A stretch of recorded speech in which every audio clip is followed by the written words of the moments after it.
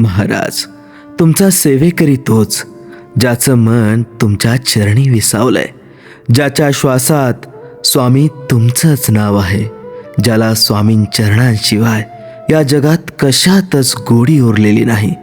स्वामींच्या सेवेत ज्याचे मन जोडून घेतलं त्याचं आयुष्य स्वामी स्वतः चालवता की हो.